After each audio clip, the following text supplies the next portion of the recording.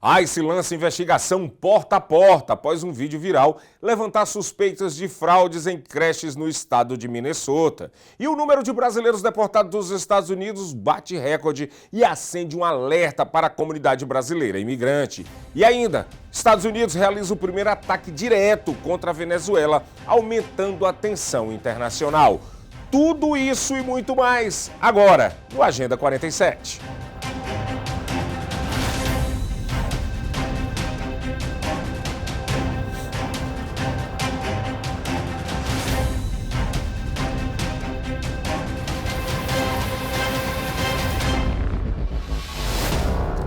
Olá, sejam bem-vindos ao Agenda 47, jornal dedicado a acompanhar de perto as principais notícias e ações que envolvem o 47º presidente dos Estados Unidos, Donald Trump, destacando os impactos diretos na vida dos imigrantes e na política americana.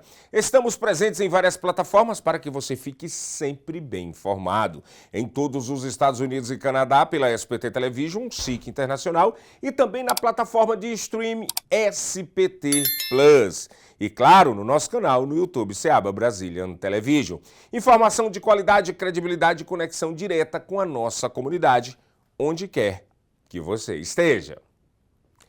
As autoridades federais dos Estados Unidos mobilizaram uma investigação de grande escala em Minnesota, realizando operações chamadas Door-to-Door em possíveis locais de fraude após viralização de um vídeo do jornalista independente Nick Shirley, que expõe supostas irregularidades em centros de creches financiados com recursos públicos. O vídeo, publicado no YouTube e assistido por milhões de pessoas, mostra creches aparentemente sem crianças e inativas, apesar de terem recebido milhões de dólares em fundos estatais e federais, levantando sérias dúvidas sobre o uso correto do dinheiro dos contribuintes. Agentes do Departamento de Segurança Interna, o DHS, e o FBI estão agora batendo de porta em porta em Minneapolis e arredores, checando possíveis fraudes em creches, serviços de saúde e transporte, buscando inclusive evidências e entrevistando responsáveis pelos locais. A secretária do DHS afirmou nas redes sociais que o povo americano merece respostas sobre como seu dinheiro está sendo usado e pressões quando o abuso for encontrado. Governador de Minnesota, Tim Walz, negou que já haja conclusões oficiais sobre as fraudes específicas, mas reconheceu a necessidade de combater abusos e ampliar as fiscalizações. Este caso, gente, tem gerado uma repercussão nacional, com políticos e autoridades divergindo sobre a extensão do suposto esquema do papel de fiscalização estatal e federal. Vamos ver um vídeo agora que mostra exatamente os agentes do HSI, que é um braço do ICE, batendo de porta em porta sobre o funcionamento de algumas creches nos arredores de Minneapolis.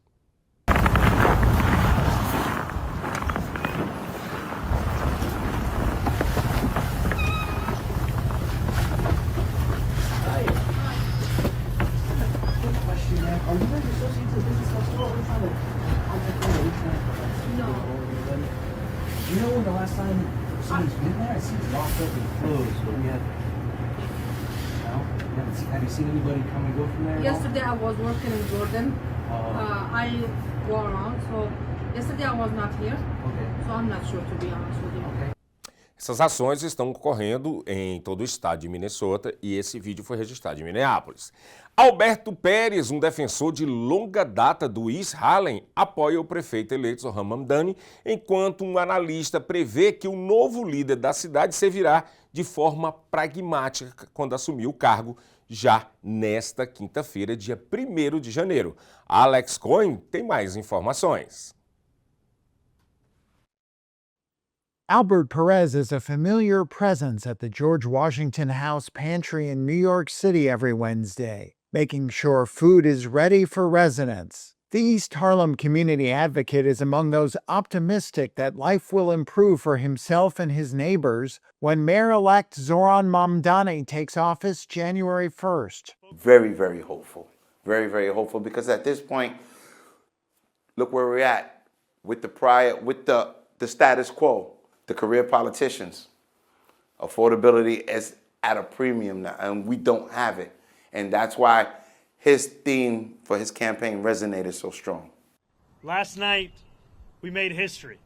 Mamdani is just 34 and a self-described democratic socialist who will be the first Muslim elected mayor of the biggest city in the U.S. He campaigned on making the city more affordable. According to New York analyst Gabriel Tenin, who is an adjunct assistant history professor at Baruch College, Mamdani is coming into office emphasizing practicality. Despite being labeled a radical socialist by many of his opponents or detractors, Mayor-elect Mamdani has proven that he's actually quite pragmatic. He's appointed some veteran New York City and DC politicos. He's retained Jessica Tisch as the commissioner of the New York Police Department. He said during his acceptance speech after winning the general election, quoting former Governor Mario Cuomo, "You campaign in poetry and govern in prose," and I think he's proven through this transition that he truly believes that. Mamdani's campaign went viral thanks to slogans such as "Freeze the Rent," "Child Care for All," and "Fast and Free Buses," for which he proposed raising taxes on corporations and the wealthy to pay. But Tenin warned the revolutionary change Mamdani's supporters seek is unlikely to arrive immediately. The most feasible of those three big-ticket proposals is the rent freeze for rent-stabilized apartments, although that won't happen within the first 100 days of his administration. The outgoing mayor, Mayor Eric Adams, just last week reappointed 2 members to the Rent Guidelines Board and added 2 additional members. They have to approve any proposal to freeze the rent. Mayor Mamdani will eventually get to appoint his own members to that board, but that will Back in the food pantry, Perez says he knows changing the city won't be easy and it won't happen fast, but he believes it will happen. It's going to be difficult. I don't expect it to just happen overnight with a snap of the fingers, but I think that the change and the thought processes are starting to get to the point where hey, I think we're going to have to do this, because that's the way the New Deal got implemented when FDR came in. The pitchforks were getting ready to come up, and the rich people were like, wait, but we got to do something for people. It's coming to that point again, and history does repeat itself. E nós vamos acompanhar essa posse do novo mayor, do novo prefeito de New York City, já no Agenda 47 de sexta-feira. O Brasil registrou em 2025 o maior número de deportados saídos dos Estados Unidos desde o início da série histórica. Segundo dados oficiais compilados ao longo do ano, 3.170 brasileiros que viviam em situação migratória irregular nos Estados Unidos foram forçados a retornar ao Brasil. Em 2025, superando em mais de 90% o total registrado em 2024 e marcando o maior índice de deportações desde 2020. Voos fretados com deportados chegaram a destinos como Belo Horizonte, com grupos de cerca de 80 pessoas que passaram meses em detenção antes de embarcar de volta ao Brasil. A intensificação dessa tendência está ligada diretamente ao endurecimento das políticas de imigração dos Estados Unidos sob a administração de Donald Trump, que reforçou operações do ICE e expandiu acordos para a remoção acelerada de imigrantes irregulares. Autoridades brasileiras, por sua vez, ampliaram programas de acolhimento e de assistência para ajudar na reintegração social e econômica dos repatriados em suas cidades de origem. Esse recorde histórico reflete um cenário imigratório cada vez mais desafiador entre o Brasil e os Estados Unidos. E analistas já projetam que o ritmo das deportações pode sim continuar crescendo em 2026. O presidente dos Estados Unidos, Donald Trump, alertou na última segunda-feira, dia 29 de dezembro, que o Hamas terá um inferno para pagar se o grupo não se desarmar em um curto prazo, alegando que outros países estão dispostos a eliminá-los se necessário. We talked about Hamas and we talked about disarmament, and they're going to be given a very short period of time to disarm, and we'll see how that works out. Steve Witkoff and Jared Kushner will be in charge of that from our side, but if they don't disarm, as they agreed to do, they agreed to it, and then they'll be held to pay for them. And we don't want that. We're not looking for that. But they have to disarm within a fairly short period of time. You don't see Hamas disarm in that short amount of time that you're giving them. Can you tell us what the next steps would be? It'll be horrible for them. Horrible. It's going to be really, really bad for them. And I don't want that to happen. But they made an agreement that they were going to disarm. And you couldn't blame Israel. By the way, we have other countries that will come in and do it. They said, let us do it for you if they don't. Countries that were with them wanted the deal to be made, agreed that they would disarm, and now if they say they're going to disarm, that's fine. If they say they're not going to disarm, those same countries will go and wipe them out. They don't even need Israel. E o presidente dos Estados Unidos, Donald Trump, confirmou na segunda-feira que forças americanas atacaram uma instalação usada pelos narcotraficantes na Venezuela.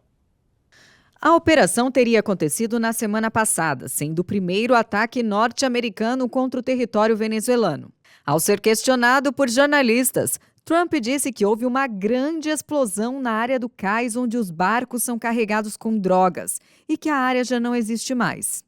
O presidente americano não respondeu se os Estados Unidos pretendem realizar novos ataques contra o país e se recusou a dizer se a operação foi conduzida pelas Forças Armadas ou pela Agência Central de Inteligência do país. Ele afirmou apenas que o ataque ocorreu ao longo da costa venezuelana sem especificar o local. Este é o primeiro ataque confirmado em território venezuelano desde o início da campanha de pressão dos Estados Unidos contra o governo de Nicolás Maduro, que incluiu a movimentação de caças, navios de guerras e um porta-aviões no Caribe. Até o momento, o governo da Venezuela não comentou a ação.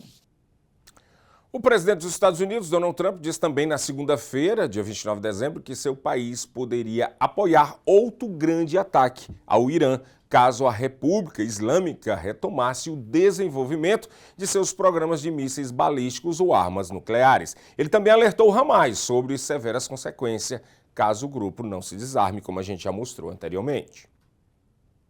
O presidente Donald Trump disse na segunda-feira que há chances de os Estados Unidos apoiarem outro grande ataque ao Irã. Isso, caso Teherã retome o desenvolvimento de seus programas de mísseis balísticos ou armas nucleares, após o grandioso ataque ocorrido em junho. Espero que eles não estejam tentando se reerguer, porque se estiverem, não teremos escolha a não ser erradicar rapidamente essa reconstrução. O Irã divulgou na semana passada que havia realizado exercícios com mísseis pela segunda vez neste mês. Iran may be behaving badly. O Irã pode estar se comportando mal. Não foi confirmado. Mas se for confirmado, eles sabem as consequências. Você sabe, as consequências serão muito poderosas. Trump fez as declarações após uma reunião com Benjamin Netanyahu. O primeiro-ministro israelense disse na semana passada que não busca um confronto com o Irã, mas que está ciente dos exercícios relatados e afirmou que analisaria as atividades de Teherã com Trump. O presidente dos Estados Unidos disse também que quer avançar para a segunda fase do acordo de cessar-fogo entre Israel e os militantes palestinos do Hamas. Trump culpou o grupo por não ter se desarmado prontamente, argumentando que Israel havia cumprido sua parte no acordo. Ele reiterou que o Hamas deve renunciar às armas ou enfrentar severas consequências. Well, we talked about Hamas and we talked about disarmament. Falamos sobre o Hamas e falamos sobre o desarmamento, e eles terão um período muito curto para se desarmar e veremos como isso funciona. Steve Witkoff e Jared Kushner serão os responsáveis por isso pelo nosso lado. Mas se eles não se desarmarem, como concordaram em fazer, eles concordaram com isso, então eles pagarão com um inferno. They agreed to it and then they'll be held to pay for them. Israel e o Hamas têm se acusado mutuamente de violar o acordo. O grupo, que afirmou que não vai se desarmar, tem reafirmado seu controle em Gaza, enquanto as tropas israelenses permanecem entrincheiradas em cerca de metade do território.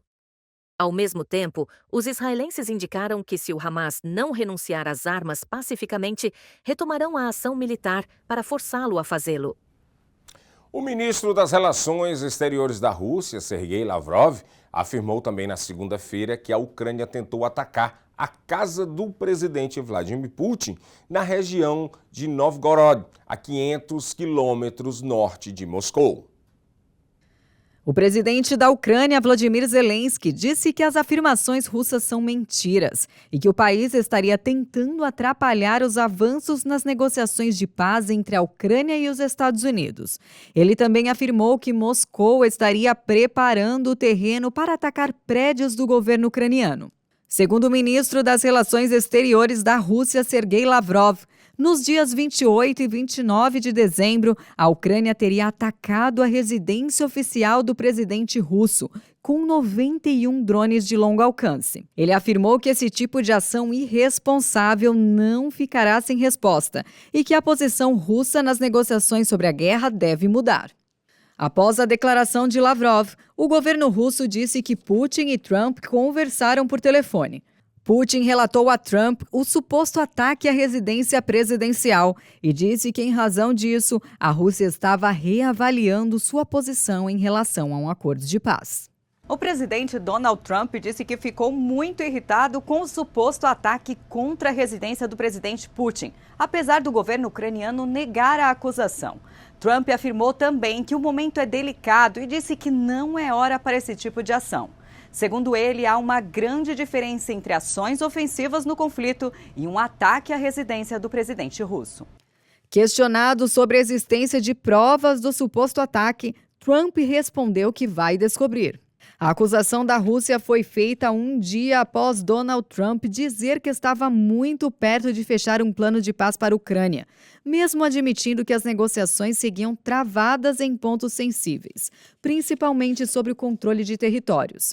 A declaração foi feita após uma reunião de mais de 2 horas com o presidente ucraniano na Flórida no último domingo. E agora chegou a hora de conferirmos as capas dos jornais comunitários aqui dos Estados Unidos e vamos agora para o Jornal dos Esportes, ver o que é destaque no Jornal dos Esportes de hoje. Está na capa do Jornal dos Esportes: prisões por furto em lojas disparam em Boston, aumento superior a 261% em relação à média de 5 anos. Em prisões por furto em lojas em Boston aumentaram nesse tanto que vocês viram, e isso é destaque na capa do Jornal dos Esportes. DHS triplica o incentivo para a autodeportação e documentados podem receber até $3.000 se sair até dia 31 de dezembro. Não precisa nem se sair, é você conseguir entrar lá no CBP e fazer o seu registro, né, para quando você chegar no Brasil receber. Já há relatos de pessoas que estão a receber mesmo. Eu vi um relato de uma pessoa que deu uma entrevista, inclusive ao Júnior Pena, no canal dele lá no YouTube, que foi, quando ele chegou no Brasil, ele foi a uma loja da West Union, recebeu um código e nesse código ele conseguiu sacar os $1.000 que ele havia feito a inscrição lá no CBP One. Agora, gente, vamos falar aqui, antes de ir embora, do nosso aplicativo, do nosso stream, o nosso SPT Plus. Você vai apontar seu celular para cá, para esse QR Code, e você vai ser direcionado direto para lá. Porque nosso conteúdo está sendo concentrado praticamente todo lá. Se você quer assistir um conteúdo de qualidade, quer assistir programas em português, novelas, português de Portugal, os dois maiores fluxos, português de Portugal e o do Brasil. Então, tem muito material lá, tanto nós aqui brasileiros como nossos irmãos portugueses estão abastecendo a SPT Plus com material e conteúdo de qualidade. Inclusive, a partir do dia 2 de janeiro, o Jornal Brasil News vai ficar inteiramente lá disponível e você vai poder assistir lá no SPT Plus. Então não perde essa oportunidade para fazer super rápido. Você vai entrar, fazer um cadastro lá, botar seu e-mail para receber um código e você bota a sua senha. E você, quando receber a senha, você vai ativar o seu SPT Plus, tanto na televisão, na Smart TV, como no telemóvel. Para alguns conteúdos, claro, tem uma pequena taxa e tal. Outros, como os que a gente faz aqui nos Estados Unidos, são inteiramente grátis, mas você tem que fazer um cadastro. Então, não perde tempo. Vai lá agora mesmo, SPT Plus, tá bom? E nossa campanha no nosso canal no YouTube continua. Canal no YouTube continua, Seaba Brazilian Television, se inscreva agora mesmo, deixa o seu like se você gostou. Se não gostou, deixa o dislike, não tem problema. Comenta o que é que você está achando, qual a matéria que você gostou, um comentário se você concorda com aquilo, dá sua opinião, é importante. E depois de fazer tudo isso, você vai ativar esse sininho aqui, que é as notificações, para quando chegar conteúdo novo, você ficar por dentro de tudo que está acontecendo. Logo mais às 7 horas da noite, estarei de volta aqui, ancorando o Brasil News, e espero vocês, todo mundo assistindo. E lembre-se, depois, comecinho de 2026, lá no SPT Plus.